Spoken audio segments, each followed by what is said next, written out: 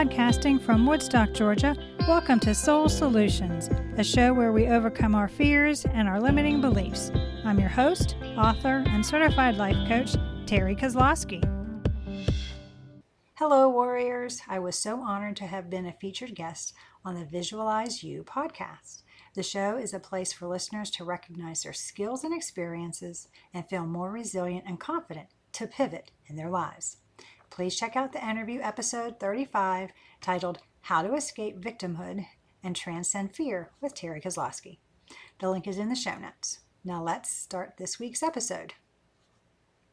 Episode 46. How to let go of the past to live a happy life. It's incredible how much power we give past events, both happy and devastating.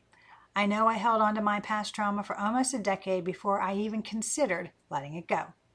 But when we hold on to the memories and allow them to keep replaying in our minds as if they just happened yesterday, it deprives us of any happiness in our present.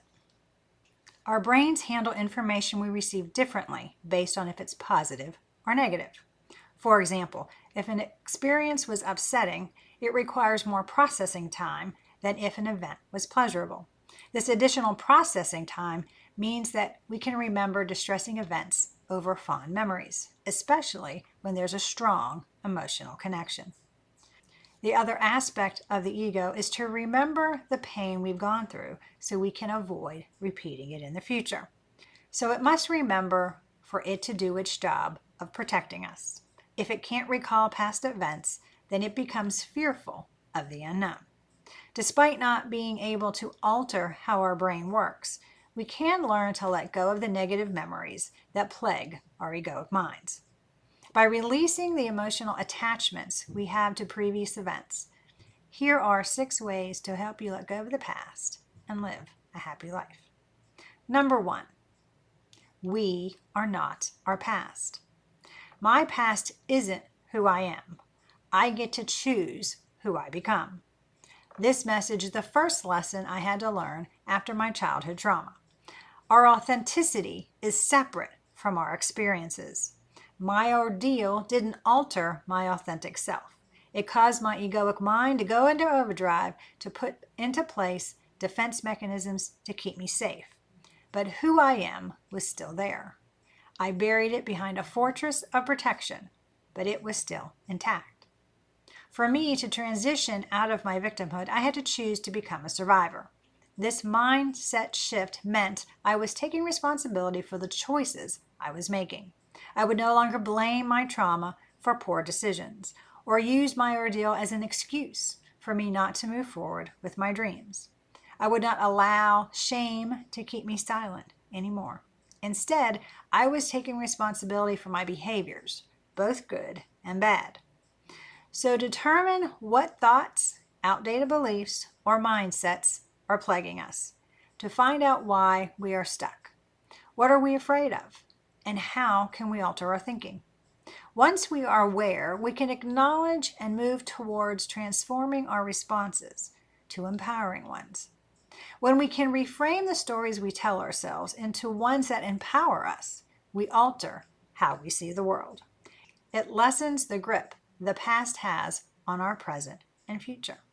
For example, when I moved from telling my story from the stance of a victim to one of a survivor, my world changed in dramatic ways. Number 2, let our emotions flow. Many of us learn to stuff our feelings to make others more comfortable or because being vulnerable wasn't safe for us to do. But for us not to get stuck in our emotions, we have to allow them to flow.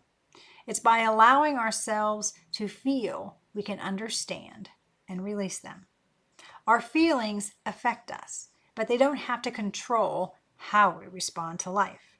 For example, during my teenage years, I was depressed because I was reliving my trauma repeatedly.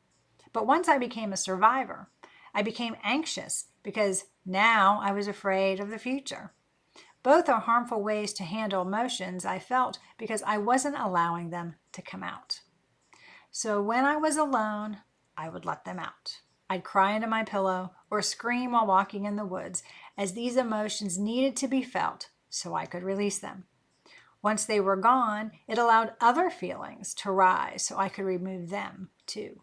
When we take charge of how we feel, it will enable us to move through life much easier. Our self-talk plays a prominent role in handling our feelings. So take care to speak to ourselves with gentleness and compassion. Don't allow blame, shame, and judgment to come into play when feeling our emotions to release them. Instead, reframe the criticism to one from which we can learn. Number 3, forgiveness releases us from the past. Many victims wait for an apology that most likely won't happen. Even if we get one, is it an acceptable reason for our suffering? No matter what excuse my mother could have ever given me for my anguish, it wouldn't have been acceptable justification. So for me, waiting for the why only kept me stuck in the past. None of us wants to be imprisoned by our past. But when we hold on to our pain and suffering, that happens. We imprison ourselves. The good news is we also have the key that releases us. To move forward past my pain and grief, I had to forgive my mother for the abuse I suffered at her hand. Forgiving means we surrender our justification to be angry, resentful, or bitter towards our abusers. However, they may not deserve our benevolence. Our intention is to no longer allow the past to harm our present or impede our future. Thus, we are empowering ourselves and disempowering the past when we forgive. Forgiveness shows we are more important than the past. Our continued suffering does nothing to the perpetrator of our wounds. Instead, we allow the ego to make us think that staying attached to our anger means we keep them culpable. The forgiveness we give is for us, so we can release the past. Number 4, learn from the past. When we see a lesson from our past, we alter the perception of the event's negative aspects. All experiences have value, even trauma. It may take time to find the usefulness of the ordeal, but it's there. Despite all of my anguish, I know I've gained valuable lessons and have grown in ways I couldn't have. No one wants to suffer, but it helps lighten the past grip on the present when we find purpose. So to learn from the past, we must accept what happened. Unfortunately, many of us try to hide from the past by hiding it and not sharing our stories. But that keeps us stuck, reliving it in our minds. But through acceptance, we stop struggling with what is. Instead, we let go of what we wanted and allow what is so that we can experience the peace and joy only found in the present moment. You can cultivate acceptance by establishing positive routines and habits. For example, I found that journaling, taking long walks in the woods, and reading helped me see patterns from the past in which I could see lessons. As I got older, I added meditation, daily gratitude, and empowering I am statements to help solidify my soul's growth and expansion. Now I see how strong I am, my resiliency, and my passion for helping others overcome their fears and limiting beliefs. Be open to personal growth. As we release the past, we can give a little self-care to ourselves. We do this by learning about our authentic selves as we remove the masks and armor we wore to keep us tethered to the past and protect us from the pain. As we take time to understand ourselves, we must learn to get quiet and listen to the whispers of our souls. We need to enjoy our own company and find those things we're passionate about. We aren't avoiding our past through distraction, but have empowered ourselves to look for things that make us happy. We all need to take a journey back to spirit by remembering who we really are. Growth occurs as we focus on the one thing we have control over, ourselves. When we undertake personal development, we see that our decisions and choices caused us to continue in our suffering. But now we are emboldened to make better choices and have better outcomes as we move forward. We are breaking old patterns of behaviors and instilling better ones as we rediscover our authentic selves. When we find our tribe and surround ourselves with positive people, the past is easier to disregard. Why? Because making authentic connections with others is the healing balm caused by love. We aren't meant to be alone, but when we suffer, we isolate ourselves. So as we let go of the past, we surround ourselves with loving people who encourage us. Number 6, giving back to others heals the past. Although I've always shared my story with others, I never wanted to write a book, despite being asked to do so over the years.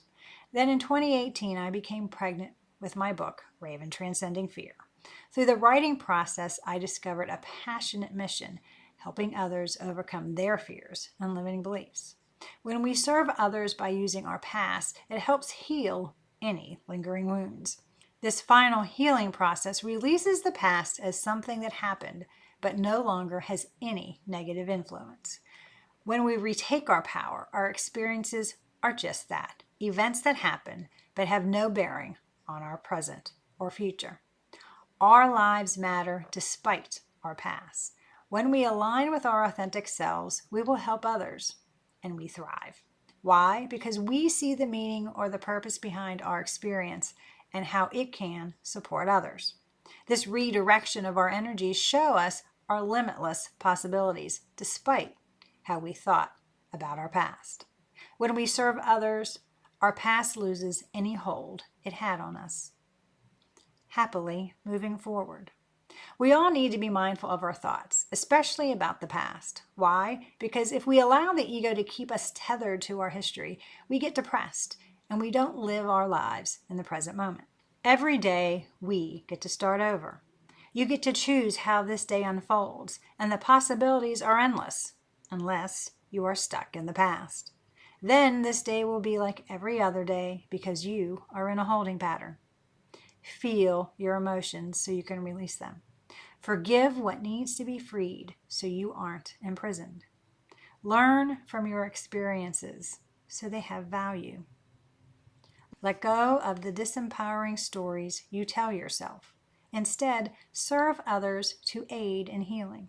And remember, you are not what happened to you. You are what you choose to become. As we become more conscious of our needs to let go of the past, we can learn to detach to live a happier life that we choose. Do you need support to help you let go of the past? Do you want a strategy to help you overcome the ego's limiting beliefs and live a successful life? If so, please reach out to me at terrykozlowski.com and we can put together an action plan for you to create the life you desire. If you want to know more about how I learned to let go of my past, check out my book, Raven Transcending Fear, available on Amazon. The link is in the show notes, or you can go to raventranscendingfear.com. Thanks for listening to Soul Solutions with Terry Kozlowski. If you'd like the show and want to learn more, check out terrykozlowski.com, where you can find the links to everything we talked about in this episode. Please subscribe to the show so you'll never miss an episode as we overcome our fears and our limiting beliefs.